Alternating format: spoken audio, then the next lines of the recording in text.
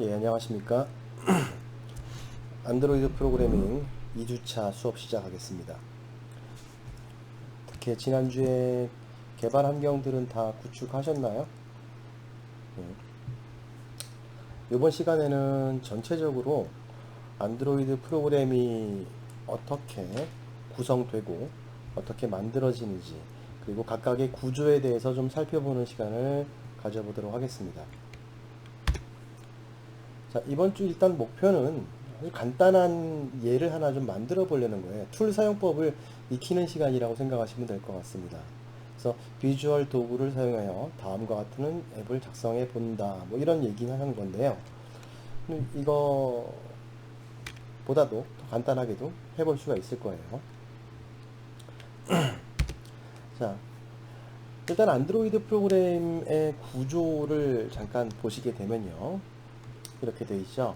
어떤 폰이 있어야 될 텐데 이 폰 안에 앱을 만들 때 우리가 만드는 앱은 두 가지, 일단 크게 자세한 세부 사항은 나중에 얘기하고 크게 두 가지 부분을 컨트롤을 해야 돼요.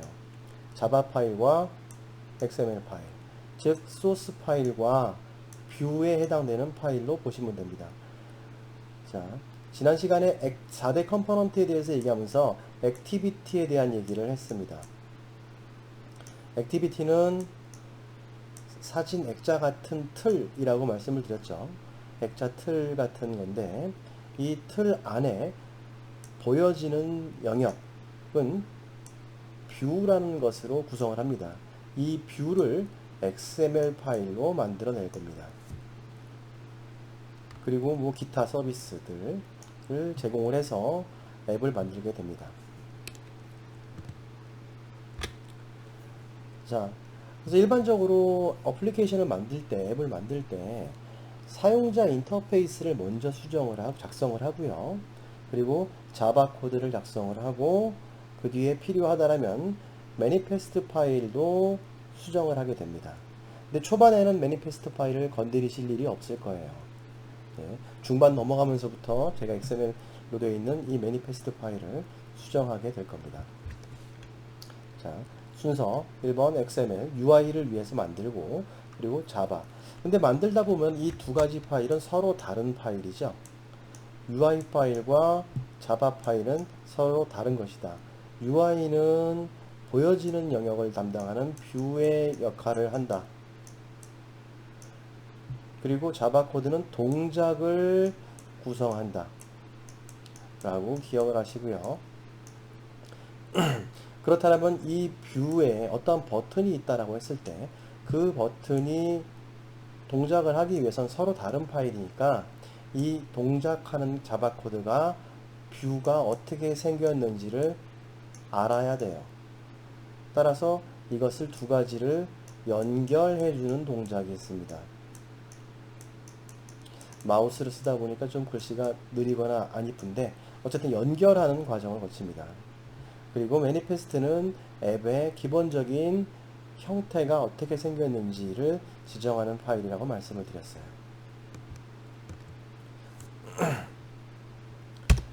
자, 그래서 일단 사용자 인터페이스를 작성하는 부분에 대해서 설명을 하는데 그 전에 앞서서 우리 실제로 앱을 한번 만들어 보고 동작을 해보겠습니다. 지난 시간에 시스템이 좀 느려서 잘 안 됐었는데 제 메인 PC에 와서 작업을 보여드리도록 할게요.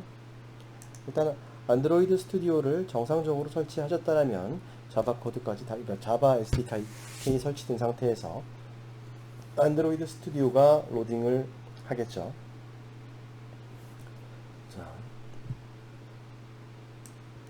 자, 로딩 되어 있는 화면인데 이거는 제가 지난 학기에 여러분들 선배들한테 해줬던 부분입니다. 그리고 주기적으로 업데이트가 많거든요. 이 업데이트를 좀 설치를 좀 해주시는 게 좋습니다. 자, 업데이트를 하는 부분 내비두고, 자, 일단은 클로즈 프로젝트를 해서 닫아 놓겠습니다. 자, 이 부분도 보시면은 본인들이 작성하는 프로젝트 여지껏 열었던 내용들이 이쪽에 좌측에 표현이 되고요. 없으면 안 나오겠죠. 우린 처음 썼을 때 아무것도 안 나올 겁니다. 이 안에서 Start a New Android Studio 프로젝트를 클릭한다고 했죠. 자, 클릭. 그리고 비어있는 empty 프로젝트를 선택한다고 했습니다.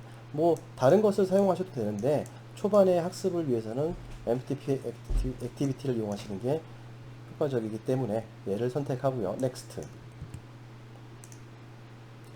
그리고 앱의 네임을 사용한다고 했습니다. 안드로이드 스튜디오에서 작성할 때는 경로에 한글이 들어가 있으면 안 되기 때문에 한글 경로 없이 사용을 하고요. 앱의 이름도 영문 표현을 쓰는 게 맞습니다. 자, 우리 했던 게 지난번에 헬로 월드라는 것을 만든다 그랬죠. 헬로 월드를 만들고 패키지 기본으로 놔두겠습니다. 이것도 설명을 드릴 겁니다. 앞에는 회사, 프로젝트 네임, 그러니까 팀 네임이라고 생각하시면 돼요. 그리고 프로젝트 네임으로 구성하는데 지금은 건드리실 일이 없어요. 그리고 저장 위치 관리하셔야겠죠. 언어, 랭귀지는 자바로 할 겁니다. 자, 피니시 진행을 하면요. 이렇게 로딩이 일어나면서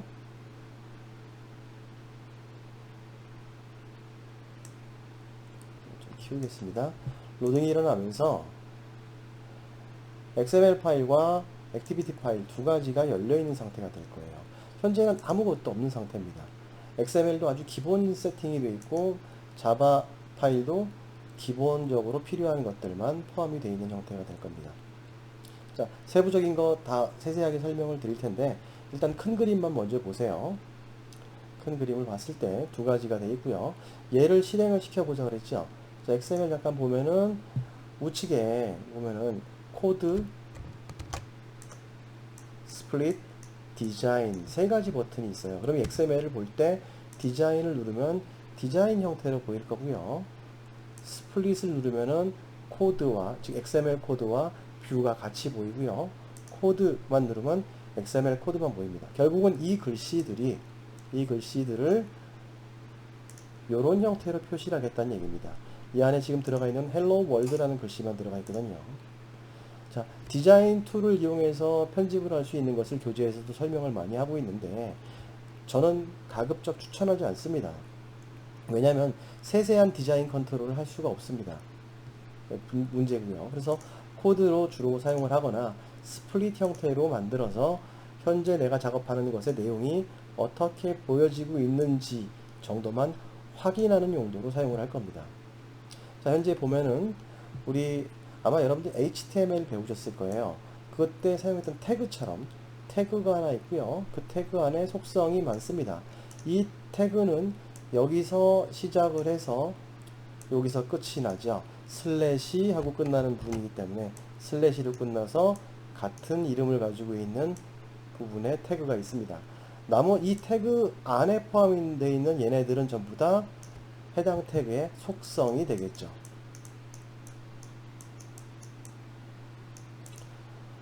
자, 그리고 그 태그 안에 다시 텍스트 뷰를 담았습니다. 텍스트 뷰 태그 안에는 다양한 속성이 포함되어 있고요.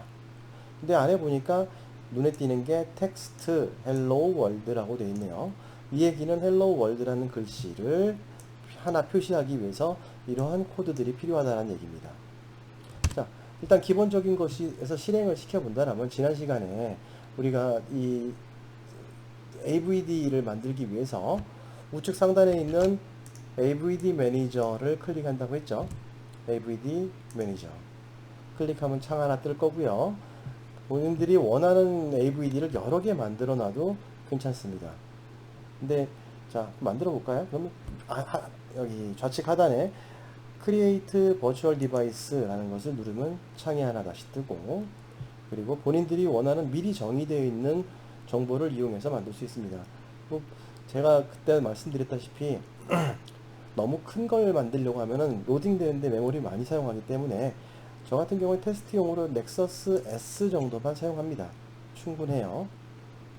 넥스트. 그리고 내가 지금 가짜로 만드는 디바이스에 올릴 OS를 선택을 하게 됩니다. 만약에 오레오를 올리겠다라면 다운로드를 하시면 되죠. 그럼 그 해당 UI, 그러니까 OS의 운영체제, 안드로이드 OS의 이미지 파일이 다운로드가 되는데, 저 같은 경우는 지금 위에 보니까 파이 버전을 다운로드를 다 받아놨어요. 다운로드가 되면 이렇게 볼드 형태로 두꺼운 글씨로 됩니다. 자, 만약에 없는 것이라면 system image must be selected to continue 라고 해야 되죠. 이렇게 되어 있습니다. 그래서 저 있는 거 여러분들 다운로드 받으시면 돼요. 전 파일을 다운로드 받았기 때문에 파일을 선택할 거고요. 그리고 next. AVD의 이름은 여러분들이 지정을 하시면 됩니다. 네, 지정을 하시고 또 세부적인 세팅이 더 가능해요. 이거 말고 또 그 안에 메모리가 어떻게 되는지도 추가로 변경하고 설정할 수 있습니다. 근데 그럴 필요 없이 기본으로 사용하겠습니다. 자, finish 하시면은 이렇게 넥서스 SAPI 28 2 첫 번째 이름이 동일하기 때문에 두 번째 거라고 장비가 만들어질 겁니다. 자, 이 녀석을 우측에 있는 플레이 버튼 클릭하시면은 지금처럼 가상의 디바이스가 로딩 되게 됩니다.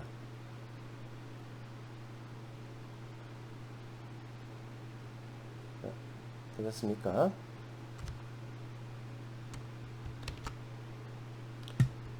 네, 지금 제가 녹화하는 프로그램을 지포스 걸 쓰고 있기 때문에 자, 이렇게 되면 폰이 로딩 되죠. 이때부터는 일반적인 안드로이드 디바이스와 동일해요. 자, 이런 상태로 만들어 놓고요. 자, 폰을 종료하는 것과 이 현재 어플리케이션을 종료하는 것은 달라요. 여기 있는 버튼은 현재 이 가상장치의 전원을 끈다라는 개념이 되는 겁니다. 전원 버튼 눌렀다. 다시 누르면 전원 버튼 켜지겠죠. 일반 폰이라고 똑같이 생각하시면 됩니다.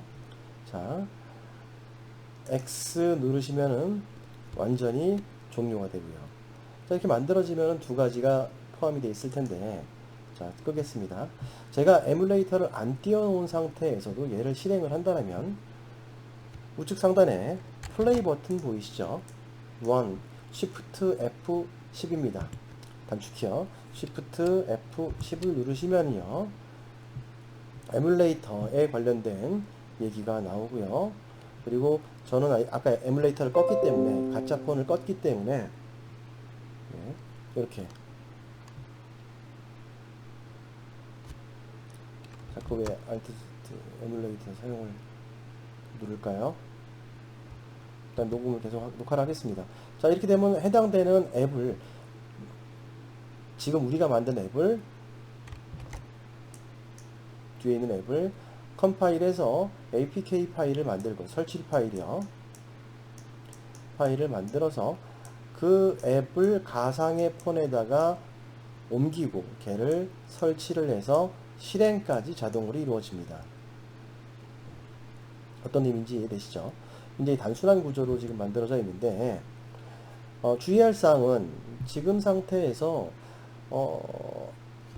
다시 내가 코드를 편집했다. 만약에 헬로 월드가 아니고 만약에 첫 번째 앱 이렇게 제가 변경을 했습니다. 그러면 이 해당되는 뷰 안에도 글씨가 첫 번째 앱이라고 바뀌죠. 편집을 했을 때, 실행을 하려고 할 때 이 가상의 장치를 껐다가, 그러니까 완전히 종료시켰다가 다시 실행시킬 필요 없어요. 그럼 오래 걸려요. 저 같은 경우에는 지금 사용하고 있는 PC가 사양이 굉장히 높기 때문에 번쩍번쩍 빠르게 작동이 되긴 하지만, 사양이 조금만 전보다 떨어진다면 아마 이거 로딩 되는데 시간이 한참 걸릴 겁니다. 따라서 내가 앱을 수정했다고 하더라도 이 폰을 완전히 에뮬레이터를 없애버리지 않도록 조심하시라는 말씀을 드리고 싶습니다. 이해되시죠? 네. 이렇게 구성이 되어 있는 상태고요. 잠시만요. 네. 자, 지금 얘기하고 있는 게, 오늘 수업에서도 얘기하고 있는 내용이 두 가지입니다. 지금 이 XML 파일, activity main.xml과 main.activity.java 두 가지 파일이 자동 완성으로 만들어지게 되고 기본적인 형태로 구축이 된다라는 겁니다. 그래서 이제 내가 원하는 것은 제일 첫 번째 화면을 디자인하는 게 우선일 거예요. 그래서 내가 이런 프로그램을 만들고자 한다 라고 한다면 해당되는 UI를 XML에 먼저 구성을 하고, 자, 그 단계가 거쳐놨을 때 두 번째 단계는 자바를 이용해서 코드를 작성을 하죠. 즉 화면에 나와 있는 것에 무슨 정보를 표시한다든지, 또는 화면에 입력된 값을 가지고 온다든지, 또는 화면의 버튼이 눌린 것에 대한 반응을 한다든지, 이런 등등의 코드를 작성하시면 됩니다. 그래서 어플리케이션을 구성하고 있는 컴포넌트를 기술하고 실행 시 필요한 권한을 지정을 해줘야 됩니다. 이 얘기는 무슨 얘기냐면요. 예를 들어서 제가 이 위치에다가 만약에 버튼이라는 것을 만든다라고 예를 들겠습니다.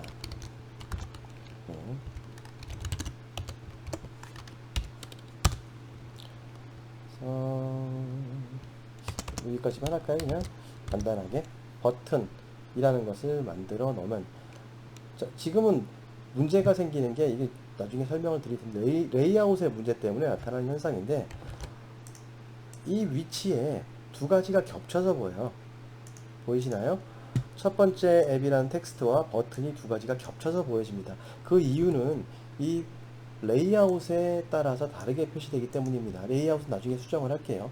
자, 그럼 텍스트 뷰도 이렇게 제가 만약에 숨겨서 지워버렸다 라고 한다면 버튼 하나만 보여지게 되겠죠. 그쵸? 여기 있는 버튼이 하나가 이렇게 화면에 표시가 되는 형태가 될 겁니다. 이해되시나요?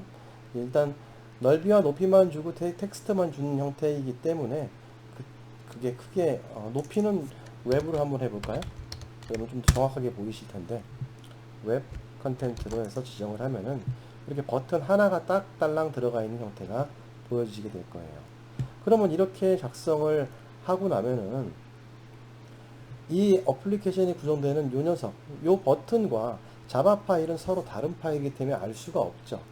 그러면 이 버튼에 해당되는, 컴포넌트라고 이 교재에서는 명시하고 있는데, 엄밀히 말해서 위젯이라고 말합니다. 또는 뷰라고 그래요. 화면에 나타나는 모든 것들은 뷰라고 설명할 수 있고요. 그 중에서도 특정한 기능을 가지고 있거나 특정한 목적으로 제작된 뷰는 위젯이라고 부릅니다. 그래서 이런 그 해당되는 컴포넌트를 자바 코드에다가 쭉 기술을 해주고 내가 쓰는 것을 실행 시 필요한 권한을 지정을 해주면 됩니다. 세 번째로.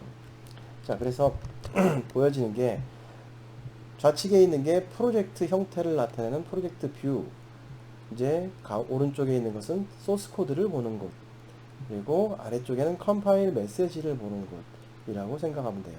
이클립스와 거의 비슷한 형태를 보이실 거예요. 그쵸?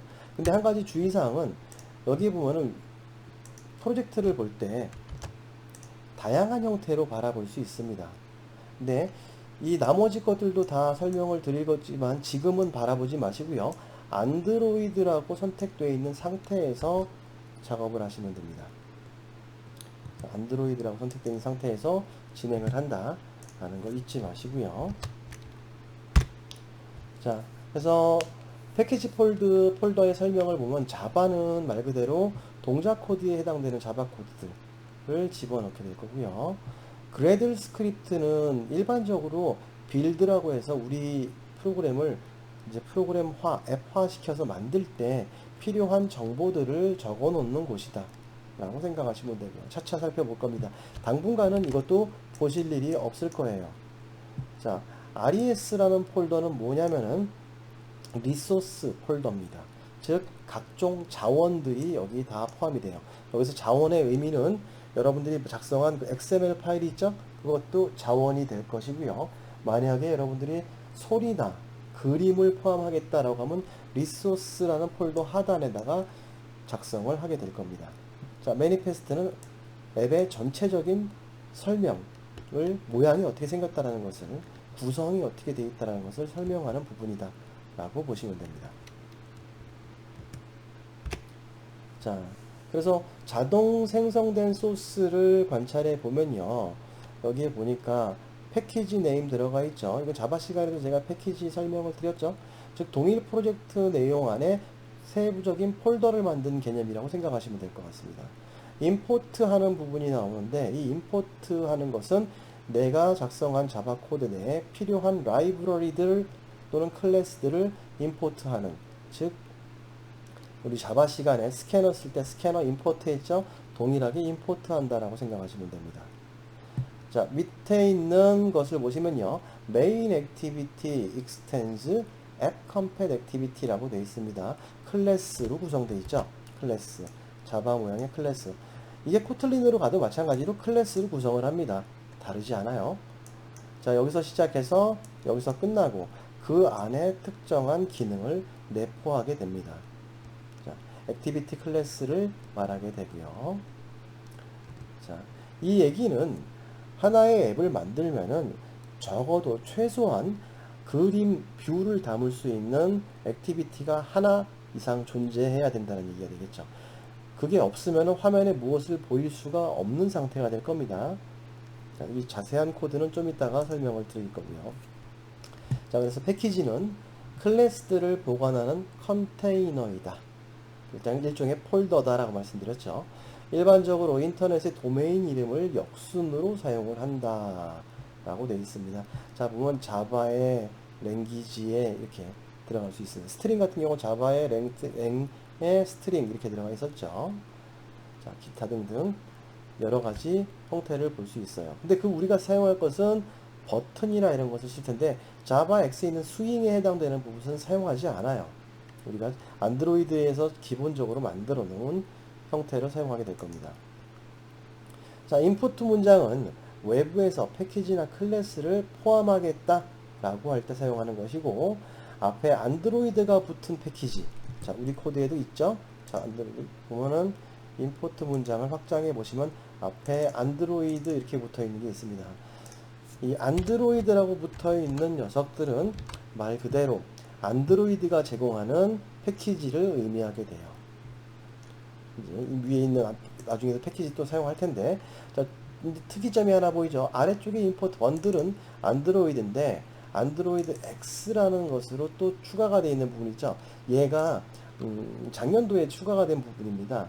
이 관리를 그래들 관리를 너무 심하게 하다 보니까 꼬이는 경우가 많고 이쪽에서 열리는 프로젝트가 저쪽 가면 안 열리고 그런 부분들이 많아서 통일, 일관성을 주기 위해서 안드로이드 X라는 형태로 새롭게 만들어진 패키지 부분입니다. 자, 이렇게 구성되어 있다라는 거. 일단 모양만 보세요. 그래서 클래스를 정의를 해보면요. 아까 우리가 봤을 때 액티비티 클래스를 하나 만들었죠. 액티비티 클래스, 액티비티가 무조건 하나 있어야 된다. 자, extends 기억나시죠? 상속입니다. 어디로부터 상속받았냐면 확정됐냐면 app compat activity로부터 상속받은 main activity 클래스를 만든 것이죠. 이 얘기는 좀 더 자세하게 가면 원래는 app compat activity가 아니었고요. 그냥 기본 최상위는 activity가 있습니다. activity로 상속받은 activity compat activity를 다시 상속을 받아서 처리를 한 부분이에요.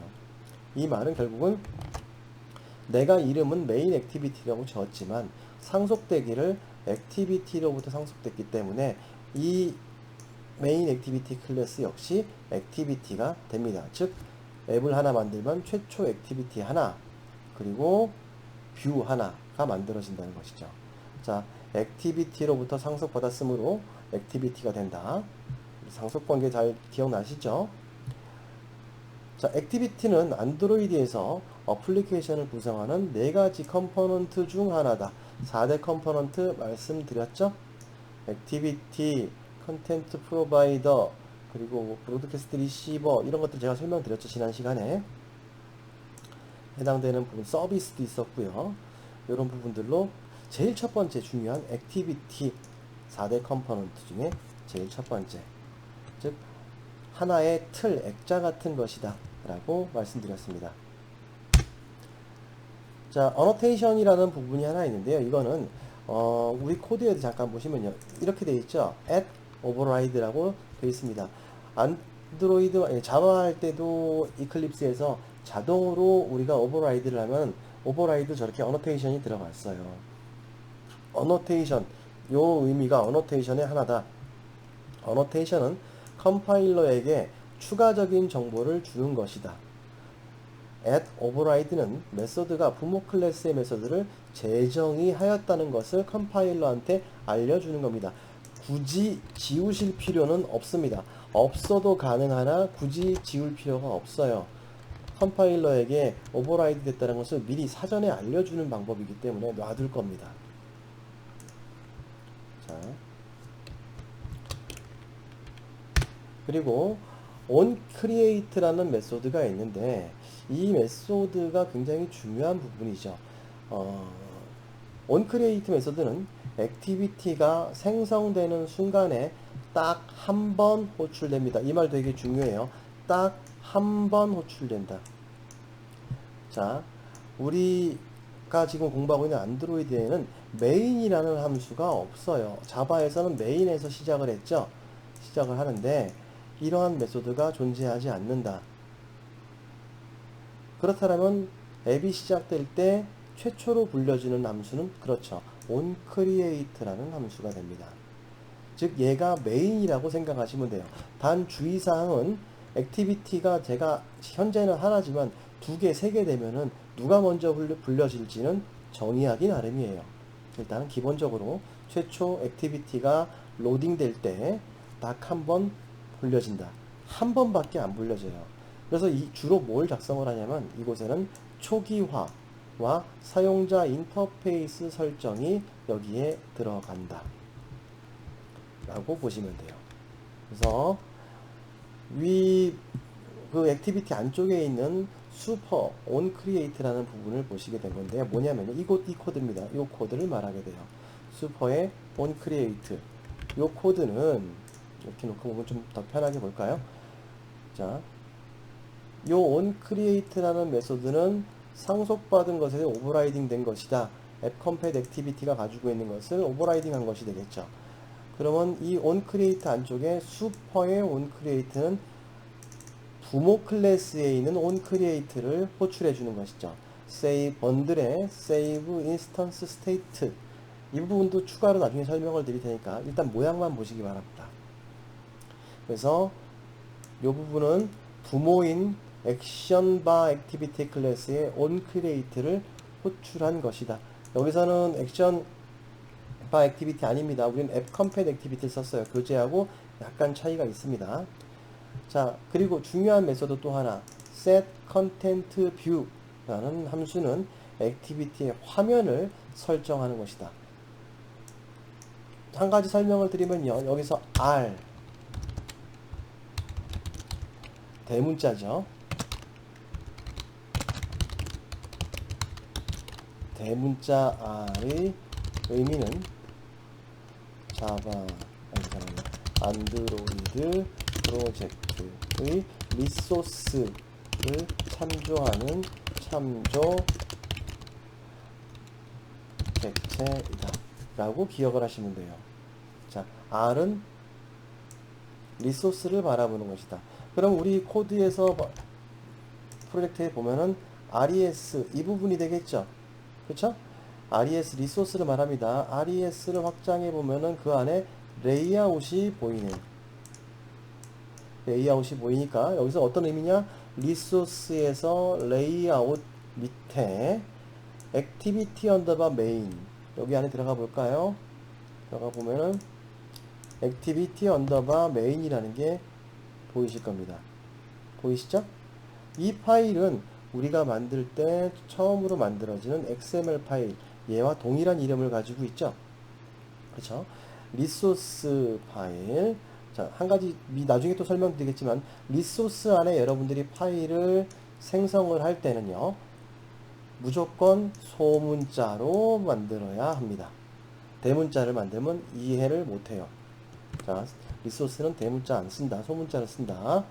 자, 그러니까 리소스 밑에 레이아웃 밑에 액티비티 언더바 메인이라는 XML을 가져다가 요 단어를 해석을 해보면 어떻죠?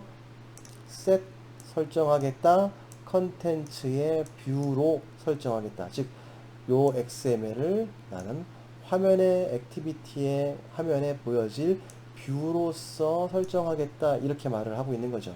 잘 보면은 아주 단순한 영어를 이용을 해서 작업을 했기 때문에 여러분들이 코드를 보시는데 그렇게 크게 어렵지 않을 겁니다. 분석하기가 쉬워질 거예요. 자, 코드 설명을 하는 부분입니다. 자, 한글 사용하는 부분도 나오는데요. 한글은 아까 해봤죠. 여기서 이렇게요. 코드로 보시게 되면 버튼이라고 만들어 놨죠. 그렇죠? 네. 우리는 요건 좀 이따가 제가 바꿀 겁니다. 이 부분은 좀 처리하도록 할 거고요. 네. 일단 변경을 한번 해볼게요. 자, 이렇게 놓고요. 다시 원래대로 해볼까요?